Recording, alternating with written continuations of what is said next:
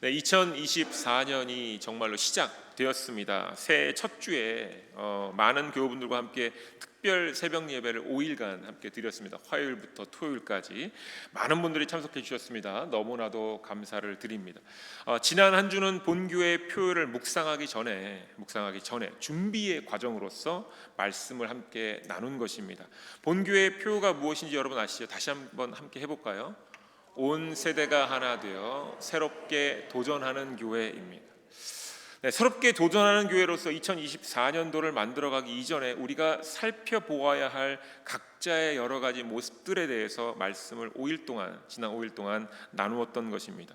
그 5가지를 못 나오셨던 분들도 계시니까 제가 빨리 요점만 정리해서 전해드리고 넘어가도록 하겠습니다. 첫 번째로는 하나님 앞에 제대로 서라라는 겁니다.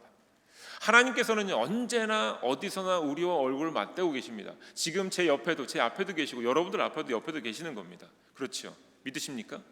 네. 우리가 눈에 볼 수 없다고 해서 안 계시는 게 아닌데, 그런데 사람들은 언제나 하나님과 얼굴을 맞대고 있지는 않는 것 같습니다. 하나님을 두려워한다라는 고백들은 참 많이 합니다. 그런데 정작 하나님이 계시지 않는 것처럼 말하고 행동하지. 기분 나쁘면 거친 얘기도 막 하지. 바로 앞에 하나님이 계신데, 옆에 하나님이 계신데 두려워한다 하면서도 행동이나 말은 그렇지 않을 때가 더 많습니다. 어찌 보면 이것으로 하나님을 정말 두려워한다고 말할 수 있을까? 말할 수 없는 사람처럼 보이기도 합니다. 하나님께서 우리 앞에 계심을 진정으로 깨닫고 고백할 때에 비로소 사람은 하나님의 주권 앞에서 두려움도 느껴보고 떨림도 느껴보면서 진정 새롭게 될 준비를 하게 되는 겁니다. 정말로 하나님께서 우리 앞에 계심을 온몸과 마음으로 느낄 때 우리의 새로움이 시작될 수 있는 여건이 형성되는 겁니다. 자, 두 번째, 우리 앞에 하나님의 계심을 우리가 안다면 하나님을 신뢰할 수밖에 없다라고 말씀을 드렸습니다. 자, 하나님을 신뢰한다는 것은요, 하나님을 찾고 구하는 것과 깊이 연결되어져 있습니다. 신뢰를 하면 어느 상황에서나 찾고 구하겠지요. 마치 어린아이가 엄마 아빠를 너무너무 신뢰하니까 무슨 일이 있을 때마다 엄마 아빠를 찾는 것처럼, 정말 우리가 하나님을 신뢰한다면 모든 순간에 하나님을 찾고 구할 것입니다. 그런데 가만히 보았더니 힘든 상황에서만 또는 필요에 따라서만 하나님을 찾고 구하고 있다면 이는 하나님을 신뢰한다라기보다 상황을 해결하고 싶은 마음이 있는 것은 아닌지 한번 우리가 우리의 마음을 돌아보아야 하지 않겠습니까?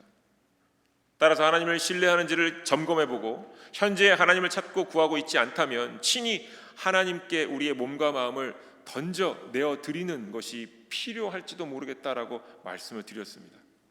제가 이런 얘기도 여러 번 드렸어요. 우리의 삶이 평온하다면, 우리의 삶에 큰 문제가 없어서 하나님을 잘 찾지 않는 것 같아.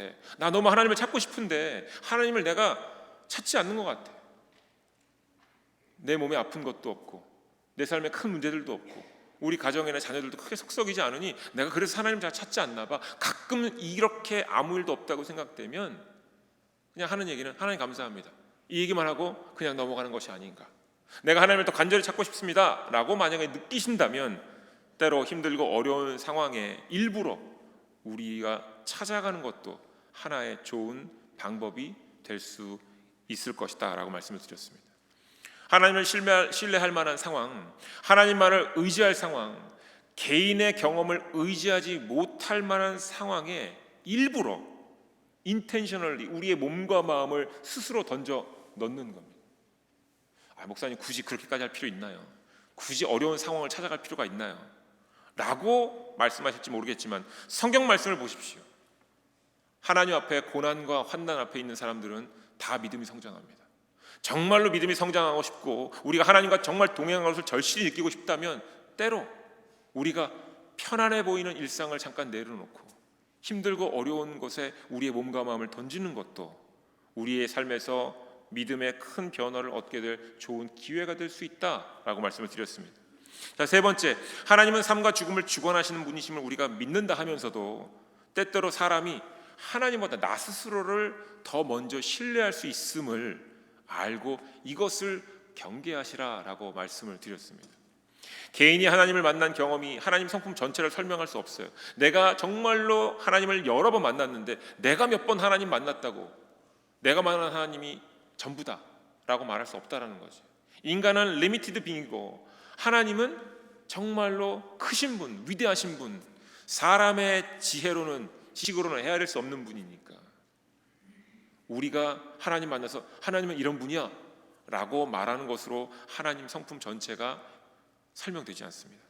그럼에도 불구하고 우리가 이것을 인정하지 않으면 내가 만난 하나님, 내 생각과 내 판단과 내가 알고 있는 하나님에 대한 이해가 전부라고 생각해서 하나님 자체를 축소시켜버릴 수 있다는 거예요. 내가 나만의 박스에 하나님을 집어넣고 박스를 닫는 것, 이런 오류를 범하지 마시라라고 말씀을 드렸습니다. 나의 신앙이 자라나지 못하는 이유가 혹시 내가 하나님을 디파인해서 작은 박스 안에 넣어놓은 것은 아닌지, 바로 나의 경험과 나의 주관적인 판단과 나의 말이 고백이 교만함이 되어서 하나님을 더 이해하지 못하게 만드는 나 스스로의 족쇄가 되는 것은 아닌지 다시 한번 돌아보시면서 새로운 변화를 얻을 기회를 가지셔라 라고 말씀을 드렸습니다. 자, 네 번째는요, 하나님의 지혜와 명철을 쫓아야 된다라고 말씀드렸습니다. 이렇게 얘기를 하면 단순하게 그래, 하나님의 지혜와 명철이 있으면 세상의 어려운 일을 잘 해결하고 관계 문제도 해결하고 내 삶의 모든 일들이 다 좋아질 거야, 나아질 거야 라고 막연하게 생각할 텐데 이것 하지 마시라고 말씀을 드렸습니다. 하나님의 지혜는 성경이 예수 그리스도라고 말합니다. 하나님의 지혜를 인간은 다 분별할 수 없지만 예수님 안에서 하나님의 지혜가 완성되어서 우리에게 보여진 거지요. 그래서 예수 그리스도를 통해 하나님의 지혜를 얻는 것인데, 또한 명철이란 무엇이냐? 예수 그리스도의 삶을 이해하는 것으로 우리 안에 명철함이 생겨나는 겁니다. 자, 그래서 하나님의 지혜가 예수 그리스도로 드러났기 때문에 하나님의 지혜는 어떻게 말할 수 있냐면 세상 모든 사람을 살리고자 하는 하나님의 사랑, 그리고 하나님의 그 노력, 하나님의 열심이라고 말할 수 있는 거지요. 따라서 하나님의 관심사는 인류 구원이고, 이러한 구원의 역사를 살아가게 하신 분이, 살아갈 수 있도록 하신 분이 예수 그리스도이시기 때문에 우리는 예수 그리스도의 마음과 행동을 끊임없이 쫓아야 됩니다. 그래야만 비로소 하나님의 지혜와 명철을 이해할 수 있고 쫓아갈 수 있다라고 말씀을 드린 겁니다. 이런 과정을 통해서 우리가 새롭게 변화를 받는 기회를, 또한 그러한 순간을 맞이할 수 있다라고 말씀을 드렸습니다. 마지막인데 다섯 번째, 하나님의 복과 세상의 근심을 구별하시라라고 말씀드렸습니다. 삶을 살아가면서 우리는요, 선택이라는 것을 합니다. 이 선택은 누구나 하게 되어 있습니다. 어린 아이부터 성인에 이르기까지 항상 선택합니다. 맛있는 거 이거 먹을까 저거 먹을까 선택하죠. 오늘 어디로 가야 되는데 이 길로 갈까 저 길로 갈까 선택하죠. 오늘 점심 뭐 먹지 선택하죠. 모든 게 다 선택입니다. 그런데 그 선택의 결과가 우리 개개인의 신앙의 삶이 된다는 겁니다. 자, 따라서 하나님의 복과 세상의 근심을 구별해서 이것을 선택해야 되는 겁니다. 밥 먹을 때도, 어느 장소를 정할 때도, 아니면 어떤 길을 갈 때도 우리가 기도해서 하나님께 묻고 하나님 어느 길로 가는 것이 오늘 하나님께서 허락하신 일들을 행하는 데 있어서 늦지 않겠습니까? 어떻게 하는 게 하나님께서 원하시는 방법입니까? 방향입니까? 모를 수 있다면, 또는 하나님 제가 이런 시간이 있는데 이 시간을 나를 위해 사용하지 않고 어떻게 사용하면 좋겠습니까? 하나님 제가 이번 달에 엑스트라 보너스를 받았는데 이것을 그동안 사고 싶었던 이거를 사는데 해야 되겠습니까? 아니면 지금 혹시 힘들고 어려운 일이 있다면 이렇게 사용하는 게 좋겠습니까? 전부 다 선택입니다. 그런데 이 선택 가운데 사람의 영혼을 살리고 예수 그리스도께서 이 땅에 오셔서 십자가에 올라가셨던 그 의미를 생각하면서 그것을 고민하면서 선택을 할 때 그 결과가 우리의 신앙이 됩니다. 내가 원하는 것, 보기에 좋은 것, 갖고 싶은 것, 먹고 싶은 것, 이런 것, 혹시 세상의 것을 선택하게 되면 그로 말미암아 우리는 근심하게 되고 우리의 삶의 신앙생활은 더 힘들어지거나 또 다른 어려움을 만나게 된다라는 겁니다. 그래서 제가 이 얘기를 하면서 중요한 예를 한 가지 말씀드렸습니다. 믿음은 설명할 때 잘 전해지는 것, 혹은 설명을 잘하면 믿음이 세워지는 것이라는 생각은 내려놓으시라고 말씀을 드렸습니다. 목회자의 설교가 아이들의 삶을 바꿀 수 있는 것이라는 생각이 만약 있으시다면 내려놓으셔야 됩니다. 우리 중고등부를 위해서, 대학 청년부를 위해서 좋은 목회자, 누군가 어떤 좋은 패스터가 오면 우리 아이들의 믿음이 성장할 것이다 라는 생각은요, 내가 원하고 바라는 생각입니다. 어떻게 해요? 나는 그렇게 못하니까 나 대신에 누군가 와서 해주길 원하는 마음이잖아요. 이것도 선택한 거예요. 교회만 데리고 가면 아이들이 믿음 성장하겠지. 여러분 다 그렇게 교회 데리고 오시지 않으셨나요? 그렇죠. 근데 그 아이들 다 어디 있습니까 지금? 우리가 다시 한번 생각해 봐야 돼요. 우리가 선택한 거예요. 그리고 그 결과를 우리가 지금 감당하고 있는 겁니다. 그런데 이것을 내려놓으셔야 됩니다. 설명 잘한다고, 목회자 중에 특별히 설교 잘한다고 그 사람 한두 명 세워진다고 믿음이 성장하거나 바뀌지 않습니다. 부모님들께도 말씀드렸습니다. 율법주의적인 설명하시면 안 됩니다. 부모님들의 삶 속에서 여러분이 기도하면서 예수 그리스도 하나님의 지혜를 선택하여서 그것으로 난 결과물들, 이 결과물들을 자녀들에게 말씀하셔야 돼요. 내가 기도 가운데 이 두 선택 가운데 이렇게 선택을 했다. 이거 하나님께서 원하시는 것 같아서 선택한 뒤에 이런 일들이 나에게 벌어지더라 라는 것을 나눠주셔야 이것이 나중에 믿음의 유산이 됩니다. 그리고 이것이 전해져야 자녀들도 나도 그럼 그와 같은 선택을 해봐야 되겠다 하지요. 성경 열심히 읽어라, 교회 열심히 다녀라, 목사님 말 잘 들어라, 이렇게 해서는 아무것도 바뀌지 않는다라는 겁니다.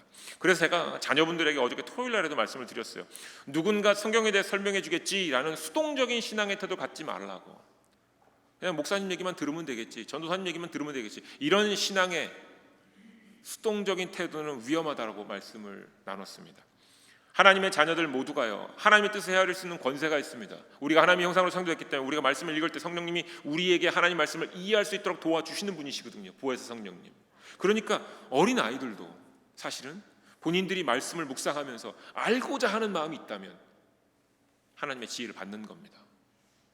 그러니까 이것을 본인들이 직접 해야 되니까 제가 어저께 스스로 말씀 앞에 서라라고 이야기를 나눴습니다. 더욱이요, 한 가지 더. 천국을 믿는 우리들, 우리가 최종적으로 가야 할 곳이 천국이잖아요. 그렇죠? 천국 가기 전에 모든 다른 장소들, 상황들, 형편들은 우리가 다 지나치고 통과해야 될 것들밖에 안 됩니다. 다 사라지고 결국 우리는 천국에 도달하게 될 텐데 그 전까지 모든 스테이션은 전부 다 지나가는 곳들입니다. 자, 그 가운데 학생들은 좋은 대학, 젊은이들은 좋은 직장, 또는 우리가 결혼을 살다 보면 좋은 삶의 터전, 이런 것을 위해서 선택하고 그곳으로 가려고 노력하지요. 그런데 진짜로 좋은 대학, 진짜 좋은 직장, 진짜로 좋은 자리란 어떤 자리냐? 바로 나의 믿음이 자라는 대학이 좋은 대학이고요, 나의 믿음이 자라나는 직장이 좋은 직장이고요, 나의 믿음이 성숙해지는 자리가 좋은 삶의 자리입니다. 나머지는 다 지나갈 자리들입니다. 그러니까 무엇이 우리에게 좋은 것인지를 온전히 잘 선택을 해야 우리의 생활이 바뀐다라고 말씀을 드렸습니다. 지난 새벽 기도를 통해서 이렇게 5가지 말씀으로 새롭게 도전하는 교회의 준비 과정을 살펴보는 시간을 가졌습니다. 기본적으로 이 정도의 내용을 가지고 계셔야 앞으로 우리가 더 많은 말씀들을 들을 때 더 한 단계 한 단계 쌓아나갈 수 있기에 이렇게 말씀을 드렸고요. 오늘부터 이번 한 달 4주 동안에는 여호수아서 14장, 오늘 본문의 말씀 6절부터 12절의 말씀, 이것만 가지고 4주 동안 설교를 할 것입니다. 그러면서 새롭게 도전하는 교회에 가장 기본적으로 갖추어야 할 베이비 스텝들을 함께 나누고자 합니다. 자, 하나님께서 허락하신 말씀을 통해서 모든 교우분들의 마음속에 예수 그리스도의 몸된 공동체로서 큰 그림을 함께 보고 함께 그려나갈 수 있기를 주님의 이름으로 축원드립니다. 자, 여호수아서 14장의 내용은 민수기 13장과 14장의 내용을 요약해 내온 본문의 말씀입니다. 모세가 이스라엘 지파에서 각 지파마다 한 명씩을 뽑아 12명을 데리고 이들을 가지고 정탐꾼으로 보내지요, 가나안 땅으로. 그 내용이에요. 그래서 어떤 내용을 정탐하라고 했는지가 신명기 14장에 기록되어 있습니다. 어떤 내용이냐면 그 땅이 어떤지, 그 땅의 사람들이 강한지 약한지, 그리고 그 땅에는 무엇이 많은지, 이런 것들을 확인하라고. 보낸 거지요. 또한 땅이 좋은지 나쁜지, 성읍이 진영인지 산성인지, 또는 그 땅의 과실들은 어떠한지를 알게 하고자 모세가 정탐꾼 12명을 가나안으로 보냅니다. 자, 이러한 것을 알아내고자 가나안 땅에 정탐꾼을 보냈는데 12명을 뽑아서, 그렇죠? 그 가운데 한 명이 여호수아였고 그 가운데 한 명이 갈렙이었습니다. 자, 천천히 한번 묵상해 볼까요? 각 지파에서 선출된 12명은 어떤 사람이었을까요? 어떤 사람 12명을 뽑았을까요? 일을 맡기면 예 그랬다가 하지 않는 사람, 아니요 그랬다가 하는 사람, 이런 사람 보냈을까요? 아니면 일 맡기면 막 그냥 어리버리 해갖고선 막 사고치고 이런 사람 보냈을까요? 아니죠. 정말로 특별히 훈련 잘 된 사람 12를 뽑았을 거예요. 각 지파를 대표할 만한 사람을 하나씩 뽑았겠죠. 그러니까 정말 대표할 만한 리더들이 뽑힌 겁니다. 12명. 각 지파를 대표하는 사람들로만 정탐꾼을 모았습니다. 각 지파를 대표할 만한 리더들, 출애굽할 때부터 지금 이 시간까지 함께 그 모든 광야의 시간을 보냈던 12명의 리더들, 나름대로의 경험과 지혜가 있기에 뽑힌 사람들입니다.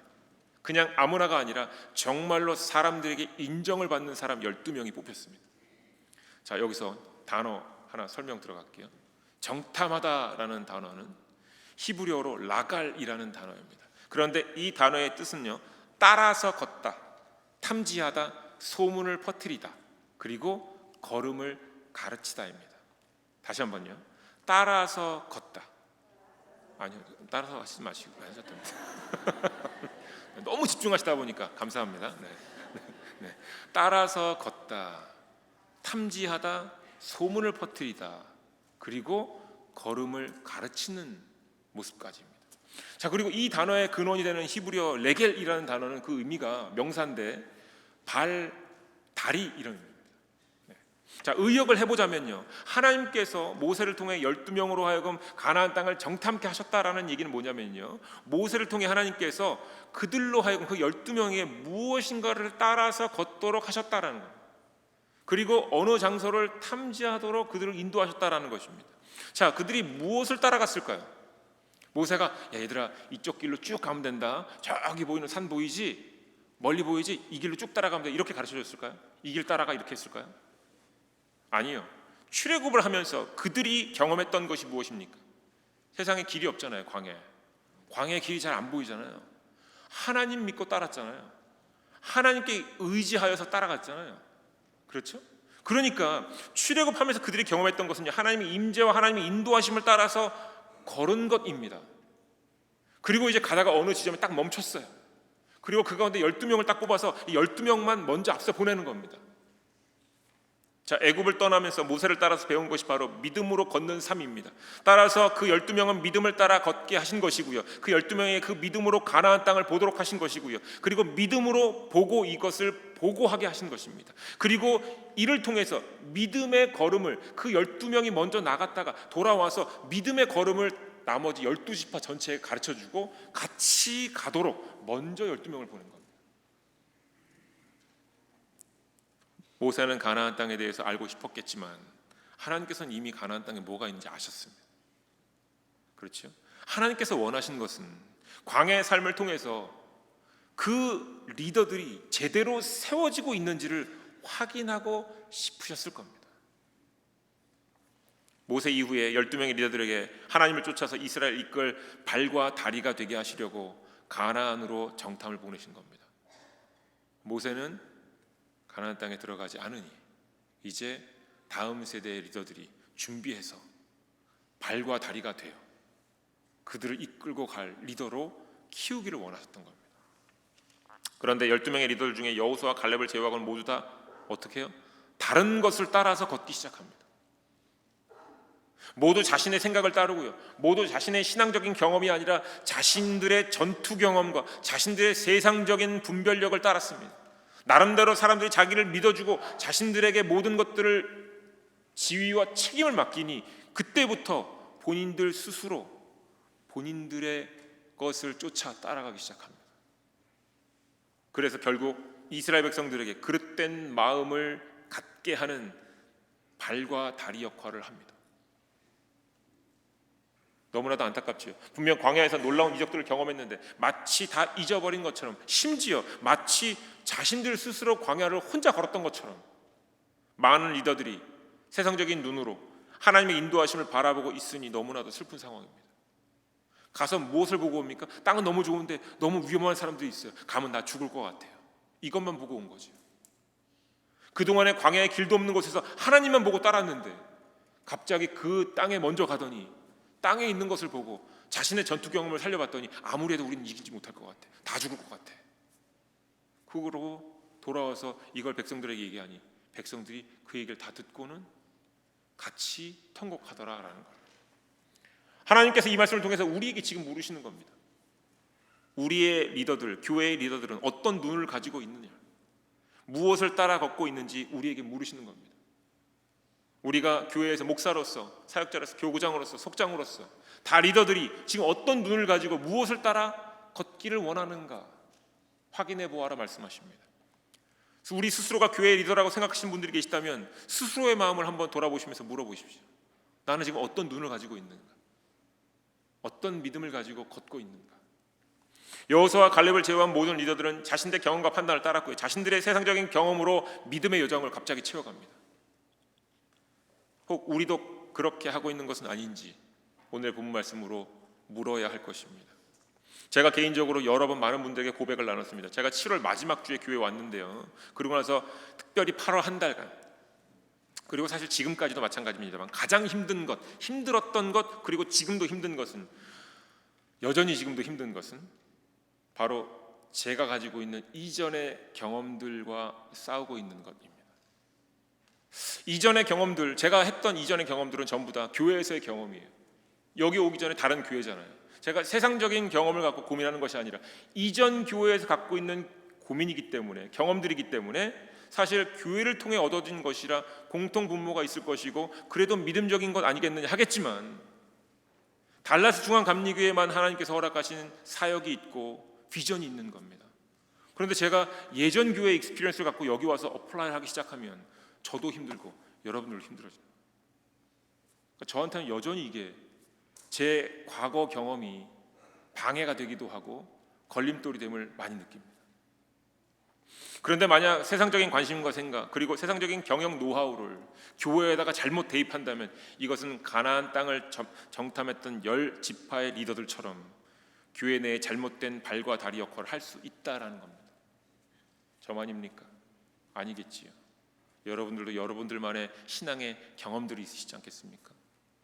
그런데 그 경험이 지금 하나님께서 이 교회에 허락하신 일을 따라가기에 혹시라도 방해가 되거나 걸림돌이 된다면 어떻게 해야 되겠습니까? 자, 이 역할 하나님께서 제대로 하라고 우리에게 보여주시는 겁니다.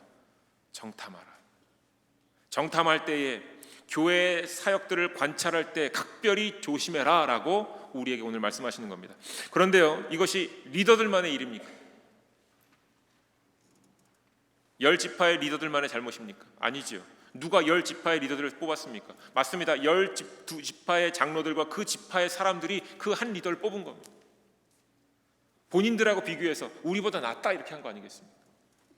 우리와 다른 사람 뽑지 않지요. 우리와 같은 사람 가운데 우리보다 난 사람 뽑지요. 그렇게 리더 뽑지요. 그러니까요, 그들이 속한 지파의 성격, 색깔, 스타일을 제일 잘 담아내고 있는 사람이 그 12명인 겁니다. 그 소속 지파의 사람들에게 신임을 얻은 사람들, 따라서 지파의 리더들은 그 지파 사람들과 같은 사람들입니다. 여호수아와 갈렙이 속한 지파를 제외하고 10개 지파의 리더들을 새롭게 뽑는다고 할지라도 동일한 스타일의 사람들이 뽑힐 가능성이 큽니다. 여전히 새롭게 뽑힌 그 10명의 지파 사람들은 다시 가나안을 갔다 와도 여전히 그 땅은 가면 안 돼, 가면 죽을 거야, 이 얘기를 할 사람들이라는 겁니다. 다시 말하면 리더를 뽑을 때 리더를 뽑는 그룹의 사람들의 생각과 판단도 매우 중요하다는 것. 리더를 뽑아놓고 모든 것을 맡기는 것은요, 세상적으로는 효율적으로 보일지 모르겠지만 전혀 성경적이진 않죠. 위험합니다.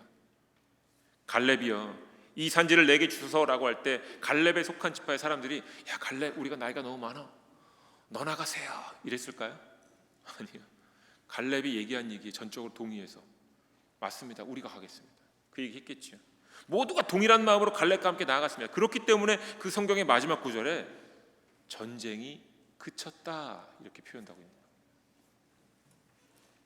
사랑하는 교회 여러분, 하나님께 세우신 우리 교회가 온전히 믿음의 성장을 이루어내기 위해서는 개인, 가정, 교회, 우리가 돕고 섬기는 그 선교지에서 신앙의 성장을 위해 새로운 도전을 우리가 온전히 감당하기 위해서는 우리 모두 지금 이 순간부터 다시 정탐하기 시작해야 합니다.